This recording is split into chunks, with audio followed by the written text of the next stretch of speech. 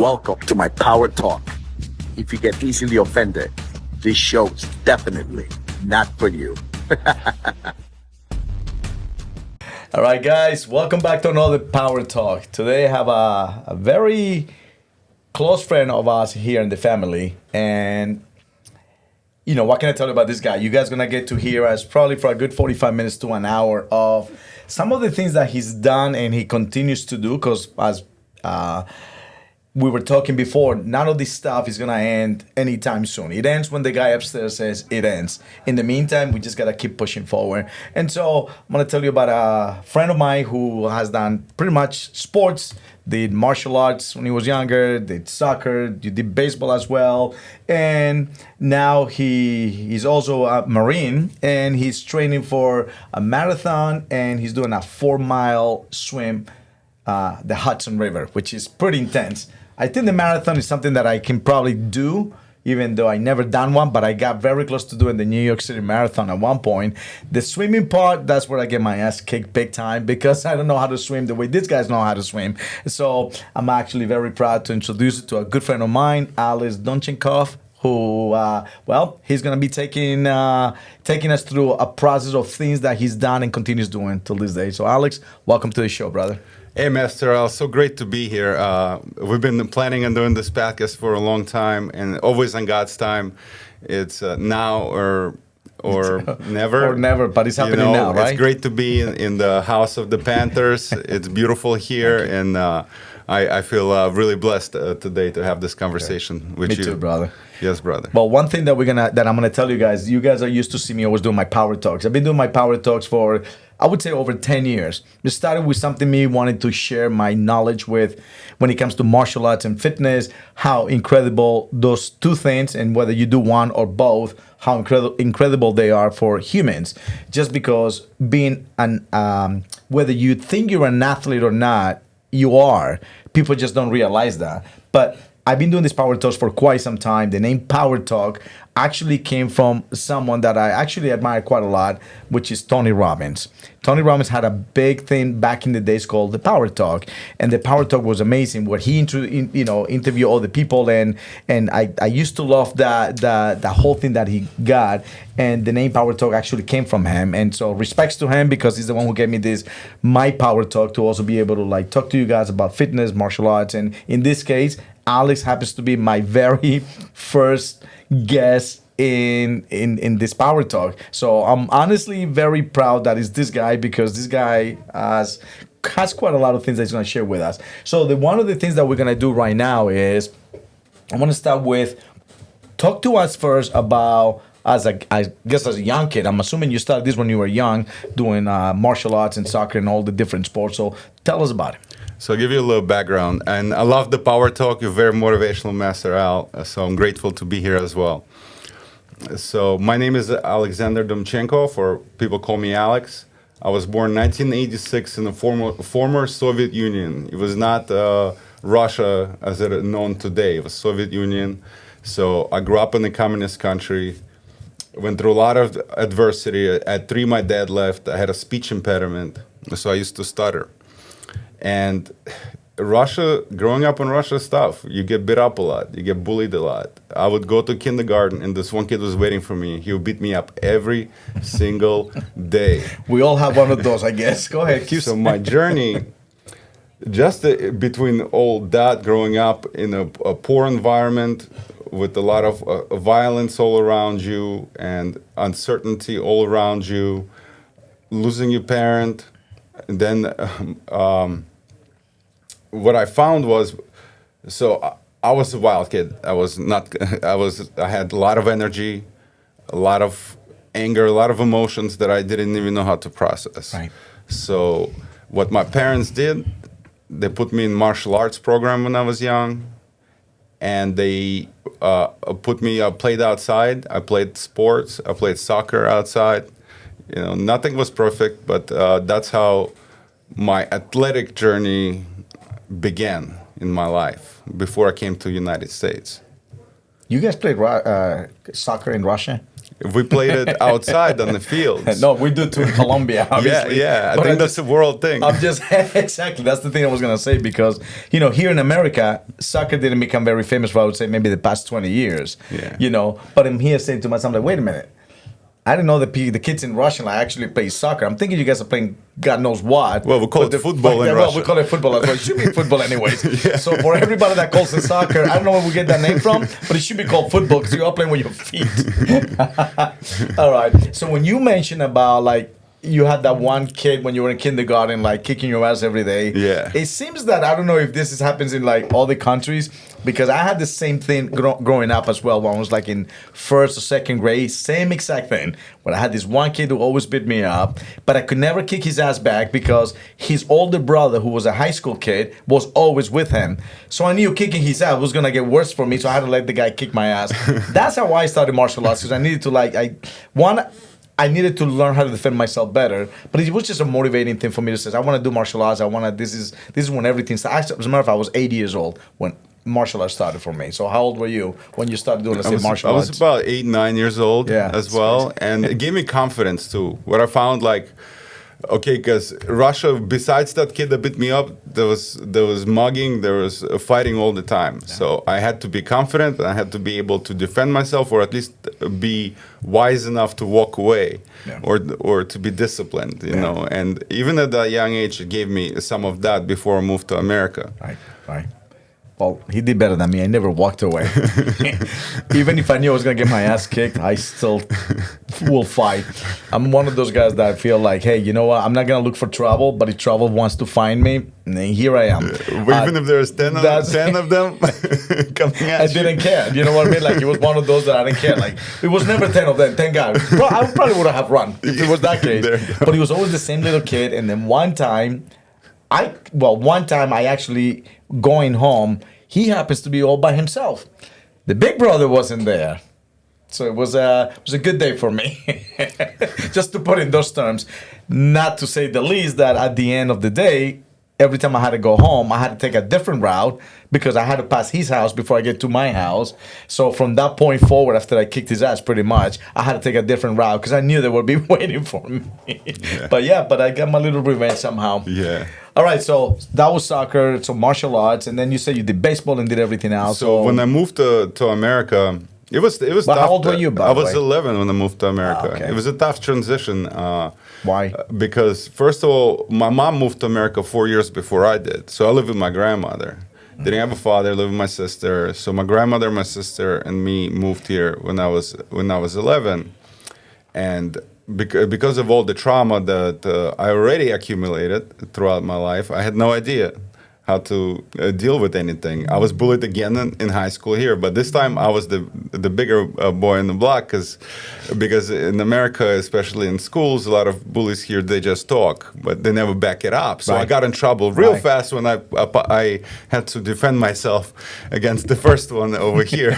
And I realized that here they're just more talk. They don't actually fight, They don't, you know. they don't back it up pretty much. Yeah, and but I needed a healthy outlet, and I found that I joined the soccer team when I was a freshman in high school. What school was that? In Spring Valley High School. You came to Spring Valley High School. Yeah, I was in Pomona in middle school. I didn't play any sports there. I was just still learning English. Right. And then I went to Spring Valley High School, and again, bullying and being one of the only white kids in the school. Right. It was tough, and I couldn't focus myself on education too, because I was worried about either getting bullied, worried about what's going back home. Not, my mom is working as a cleaning lady or a taxi driver or something to feed her family. We're single mom. My grandma's working too at the same time, and I have to work in the summertime too. You know, at 11, 12 years old was my first job in America, and I knew I needed an outlet, so I started playing soccer when I was a freshman in Spring Valley High School. That's crazy, dude. Yeah. And then baseball? You say you played baseball as well? I started playing baseball as well. Same school? Same school. That was a year later, and I was in my 10th grade. Yeah. All right. So And then wait. So martial arts started where? Here In Russia. In Russia. That's where it started. Where it Do started. you remember what style? Yeah, we did mostly. It's called combat. So it was like sambo. Right. It was grappling and fighting boxing? techniques, Okay. striking techniques. Right. So striking on the feet and striking on the ground. Right. It's not like jiu-jitsu where you grapple only manipulation. It's Correct. grappling and striking in combination. Right. Yeah. Right. Interesting. That's pretty cool. Yeah. All right. So martial arts, soccer, baseball, anything Football. else? I played Football as well. I played okay. football. So my senior year, I didn't play soccer. I tried out for football, one of the hardest sports to ever play, and I ran track. You really think football is the hardest? It was one of the hardest. The hardest Really? to So I never master played is football, clearly. baseball. Look at my size. The hardest to master was baseball. It was really The hardest to master. And yet baseball looks so easy. Like, look, I have never played baseball. I never played football. All my life, I did pretty much soccer and martial arts. But when I look at like baseball, I'm like, what is it so hard about it? Hit the thing and run. But I guess baseball you're is- hitting a round ball with a round bat, so it's gonna be pretty hard, right? It's not only that. Baseball is so mental. You could be the best hitter in the world for weeks, and then something happens with you, and you just can't hit the side of the The ball, period. Yeah, if the ball was a beach ball, you couldn't hit it. It's just the way it is. It's life. It's everything Right. about it. The pressure on you, no pressure. Exactly. And sports and life and martial arts it imitates each other. It's like an art. It's an Yeah. art for a It is. reason. It is. It It is. imitates life. Yeah. It really does. And it helps you get away from the outside life, everything the hurricane, the chaos that's going on around you. And in that moment, you're doing that specific task. Either Yeah, it's running, Yeah.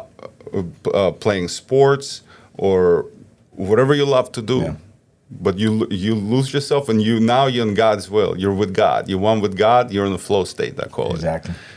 And it's a beautiful flow thing. state. And That's how you call it? I call it the flow state or being present. Right, And you're exactly. completely present where Right. nothing matters. Nothing. It's just what you're doing at that moment. There could Yeah. be a There's- bomb going off, Right. but no, you Nothing. make You're so that focused shot. on what you're doing. You Exactly. focus on that. It You is make so that true. strike. Yeah. You know that's how when you watch MMA. I'm a big MMA fan, UFC fan, and Right. you watch two fighters get in the ring together. There could be a crowd of people, 50,000. Screaming, right? Screaming, Saying, you don't hear going him. crazy, Yeah. and they're They just locked Yeah. in, Yeah. and that's a beautiful Yeah. thing. And they Yeah. notice to every little movement they do with their feet, with their head movement, with their feints, everything. with like. There's so much going on, a million things going on, that sometimes we only see on the outside. Right. Right. It's just like a person. right. You don't know the person. No. No. We just know the surface. Right, But exactly. beneath, it's just the whole universe. Right. That's It is happening. So true. You know, and what you say about the sport, I think for me it was the same way too with the fitness and martial arts, with like soccer and just different martial arts that I did throughout my life, where you are just so focused. And you're right, you can have 50,000 people, 100,000 people, just even your own coach. Your own coach could be in the corner screaming and telling you what to do, switch your legs, do this, do that, whatever. Even though he's there, you just don't hear him. You are so locked into what you're doing at that moment that the only thing it's just you and that person. Nothing else matters. But I think for me, being in fitness and doing the things that I did, as an athlete, it fixed the things that I was missing, or it helped me cope with the things that I needed in my life. In a sense of, let's say my dad lived in this country since I was literally 10 months. And I only saw my dad once a year, one time for a month. And unfortunately, my dad was an alcoholic. So the time that he was in Colombia for 30 days, he was probably drunk 2 to 3 weeks out of the month. So the little time that he gave us, I treasure it. It was amazing. It was amazing. And I remember crying every time he left because I was missing that part. Not the part when he was drunk, but the part when he was a good person, a good human being. And I guess being involved in sports and not having him in my life, really, I guess sports really, same thing. He helped me cope with things. He helped me stay distracted and just, I guess, deal with things differently, So I'm a big believer in, obviously, in sports. Clearly, this show Did you talks think about like it. for you, for example, did the sports help you find some sort of a positive father Yes, figure? 100%. 100%. Yeah. Me too. You know, whether it was through your coach, they become like part of your family, even though you don't call them dad or anything like that. You think of them, but like you that. think of them like someone that you respect, someone that you want to be like. I remember my let's say in martial arts, my masters or my coaches or whatever, like I looked at them with so much respect, and I wanted to be just like them, and I wanted to, you know, it's something so powerful about it, you know. So for me, it was that. For me, it was another way to, like you say, when you're young, especially boys, I guess. I don't know if girls go through that, but I think boys are a little bit more active. And so for me, like all this extra energy that you have as a boy, and just put it in the right We're like place. chaos energy. Right. We need to exactly. control the chaos. Correct. And put it in the right place. That's help. structure it. Exactly. So I'm a big believer. I tell people all the time, please sign your kid into a sport. If he doesn't like it, fine. Let him try it, but don't pull him out too quick. You know, sometimes people say, oh, he tried martial arts for like 3 days, but he doesn't like it. You don't know if you like it or not. Let him try it for a month. Let him try it for 2 months. You know, there will be things that you cannot possibly see everything in 3 classes. Let him stick around for a little bit. Number one, you teach him that when you start something, you may not see it through the end. In martial arts, obviously, it's something you do for the rest of your life. But let's say like a soccer program. Most soccer programs here in America, you know, when parents sign up the kids, they only last a couple of weeks. I mean, couple of months. Let him suck it out for 2 months. Don't pull him out 2 weeks later. Let him deal with it, because once you're teaching him, or you're teaching your son or your daughter how to endure something Have that they may not resilience. like, that resilience, right?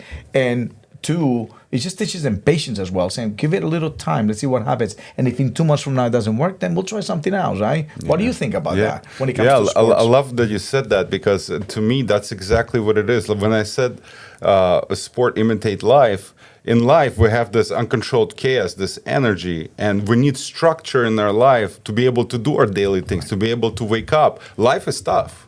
Life is not easy out there. When you're on your own, when you don't have somebody to tell you to do something, we are our worst enemy. We get in our own way. Yeah. And if we don't have that structure, if we never know how to achieve anything in your life, anything, you need to know at least one way to do it. And if you could do it from one way, Yeah. from sport, you can apply it to business, you can apply it to 100%. school, you could apply it to career.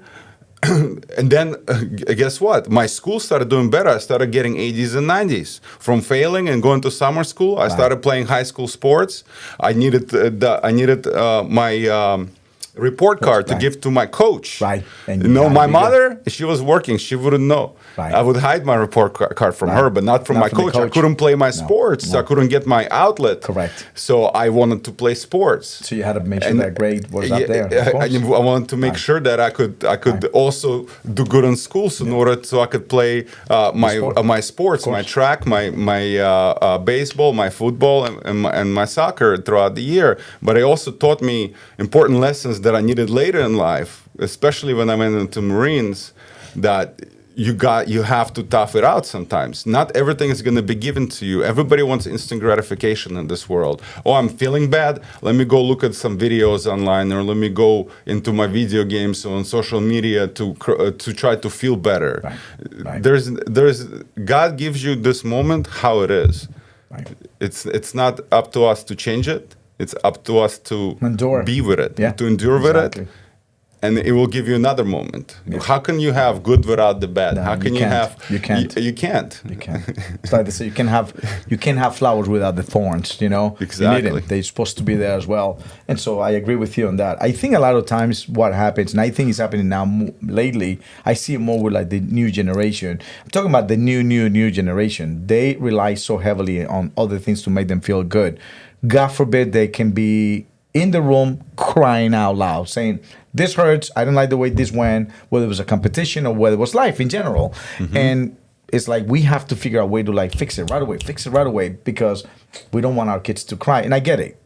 We don't want our kids to cry if we can help it.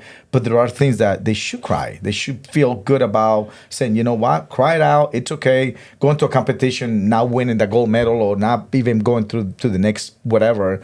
And it's okay to be in the car and be pissed off about it and cry about it and says, you know what, this didn't go the way I wanted it.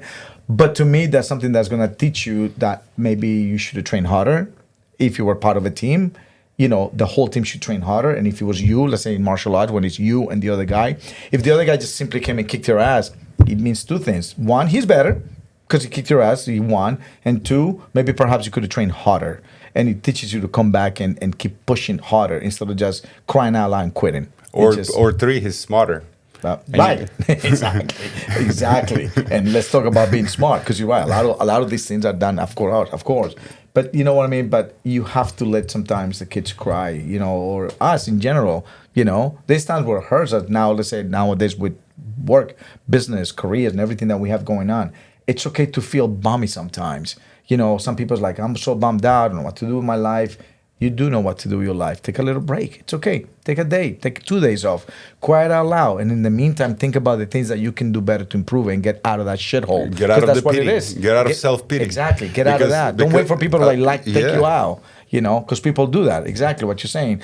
Maybe my friend can take me out so I can feel better. Maybe my friend's gonna take me out to dinner, or maybe we're gonna go to a club, or maybe what? Maybe you need to get yourself out and stop waiting for other people to take you out. You should do that yourself. Absolutely. And if we don't teach resilience, and there's many ways to they say skin a cat, or there's many moves on the chessboard. Right, exactly. If your only move is to go hide and cry, or go on your cell phone, or in your addiction, or pick up the bottle, or pick up the drugs, right, you're not going to see the whole chessboard. You're only going to see that one move. Right. So are we teaching the kids to see the other moves, or to get instant gratification? Guess what? Once your parents are gone, or they have to be on their own, they have to know that they have more moves available. And right. Otherwise they're going to Right. be sad and Right. suicidal. And there's mental health issue in this world today. Unfortunately, right? Because a lot of it, they don't have healthy ways No. of coping, or they don't see the forest full of Opportunities. trees. Right, exactly. They only see They one see the move, and if that darkness. move don't work, that's it. They're done. Right, I agree with you. Well, I want to talk to you about your career as obviously as a Marine, someone that I can only imagine. The funny thing is, I'll share something with you. Yeah. My whole life, I always said, if I was always did martial arts, at one point I wanted to be anything armed forces, whether it's Army, Marines, Navy, anything. I felt like I always had it in me. But unfortunately, when I came into this country, I was 15, turning 16, and I signed up, but they didn't take me for two reasons. One, I wasn't old enough. I was still 15 years old. Two, I didn't speak the language either. So I continued doing martial arts, and then my love for martial arts kept me from doing it. But I always imagined myself that if I didn't follow a martial arts career, I would have, for sure, would have been one of you guys. And then you Because- probably did martial arts in the Marines. right. Like I did. Right. And to me, that's something so fascinating. I always been so amazed with this, the discipline, it's just everything that comes with it. Because my understanding with you guys is, especially during Navy SEAL, when you go through like the Marines and the Army and everything else, like going through the boot camp. And I think one of the best things I ever heard was when somebody says, the boot camp and everything that you guys go through, before you sign up, before you get part of it, before they say, okay, you can be a Marine or you can be whatever, is they have to break you first to build what they want out of you. And I think that is, to me, because I guess I love physical pain and all that, anything that kind of like pushes me through the max, I always have loved that type of thing. So for you, tell me about, I want to hear it from like someone that actually has done it. So what is the process? You sign up, you enlist, I'm sure you take a test, and then talk to me about like the process of becoming a Marine. So my first process was 9/11. And I really didn't want anything to happen to my friends and family, and me being helpless. Me being helpless was I could not accept that. Somehow, it's because I was a scared kid, but I also knew that I can do something about it. I had this chess move. I was tired at the time. I finished high school. I didn't know what to do with my life.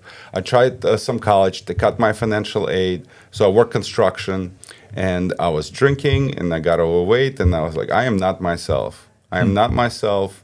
and I wanna go and make a difference. But I didn't want to go in something easy because I knew Marines were the hardest. I was like, Army is too easy.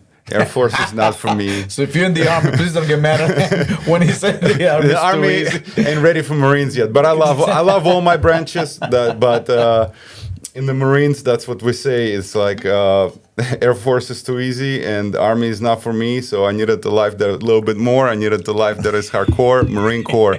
So I went and I wanted to do infantry, which is one of the hardest things to do in the Marines. Why is that? Because we went on the front lines. So I signed up to be a rifleman, to be on the front lines, a machine gunner. I actually tried out for Force Recon for Special Forces one time, but that's a separate podcast right there. So that was my decision process. I wanted to change my life. I wanted to serve the country. I loved America for its freedoms, for its choices. I didn't have to be scared of when to wake up the next day. Right. You know, America is a great country. Has a lot of opportunity as long as you go out and get there. So, and that could be another power talk. That could be Because another power talk. I feel the same way towards America. I Yeah. really, truly do. And it gets me angry, but there'll be another power talk Yeah. when people from America talk bad about America. But I think it's because the people from America that's never been in other countries understand how good we really have it. And we live do. like kings. Right. We live do. like kings. We do. 100%. And so We just but don't that know could be it. another power talk coming from two people from two different countries. All right, so Absolutely. go on. So, okay, so I you sign up. joined the Marines. I like what you said also, Master Al, about they break you down. What happens is they strip you, they cut off all your hair, they need to show you. So this is another way of rigorous training or some kind of way that you have to earn it. You don't just get the Eagle Globe and Anchor. You don't get it. You have to earn it. They always say to be a Marine, you have to earn it. You have to earn the Eagle Globe and Anchor. So throughout the process, they break you down. They run you every morning. It's a strict regiment. Your life is being controlled at this point by the Marine Corps, and they want you to be lean, mean, killing machine. For that to happen, there are some levels that you have to go above. Sometimes you think, oh my God, I cannot do this. How can I do this? My arms can't move. My legs can't move. I haven't slept for 4 days. And somehow you find the will, you find the strength from God to make that next move, to move your leg, to pull yourself up. But a lot of people quit. And Correct. And some people quit, Right. but at the same time, they'll if you quit, You're done. you will get a ass whipping. You'll either get set back. You're gonna keep trying until you're done, or if you can't, you can't. You're done. A lot of people can't make it, but those who can, there's levels, there's gears that we have that people don't even know what, like you said, everybody thinks they're not an athlete, but they don't even know what they're capable Right, of. How right. can you know what you're capable of if you haven't never done anything hard in your life? So I'm gonna say something that I also You learned have from you to. guys, and this came from you guys. So I also heard, and this came from a Marine that says when you absolutely do absolutely everything that you think is humanly possible, you're only at 30%. Yeah, I agree. And so I there's heard so that much saying, more. like, just when you think you're done, when you're like, screw this, fuck this, pretty much saying, I am done. There's no way I can move my arms anymore, that I can walk another mile, that I can do that. I heard from a Marine say, that's just 30%. And when you can break that, You have to break that in your mental. You have to mentally break that. And And it's not spiritually. easy. And spiritually, you have to mentally and actually spiritually. believe. You have to believe And that you you have can. to believe that that's only 30% of me. So I just find that's what I say. Like I know I was meant to either be a martial artist the way I did it, or completely be someone like you guys, because I believe very strongly in those things. And like you say, just being able to believe that, it's got to be very, very, very powerful. And so here you are saying it. You're right. You have to. And Master Al, and I agree that it doesn't just have to be Marines that can do that. I said, like, you can do that. If you're trying something, like a lot of people are True. scared to try to start a business. And they only, they try all that they can, and they think, oh, that's it, I can't. I quit. But how about no? going. No, that's it. Yeah. Go find other ways. Go do your research. Did you really do what it's hard? Nobody is different. Bill Gates, Elon Musk, you and me, The We all same. got 24 We're hours humans, a day. right? We're human beings, We're right? human beings. Yes. We have the same time. Right. And all we can do is put whatever effort we can put, and we'll get whatever we get out of it. 100%. The one thing that I saw myself with my entire life, especially after I have my boys, was if I don't do this, and I put myself through extreme situations because they work for me. I'm not saying it's going to work for everybody, but it worked for me every single time. So let's say training for the Olympics. Thank you for watching or listening to my Power Talk. Hopefully you didn't get butt hurt too much. Until next time, see ya.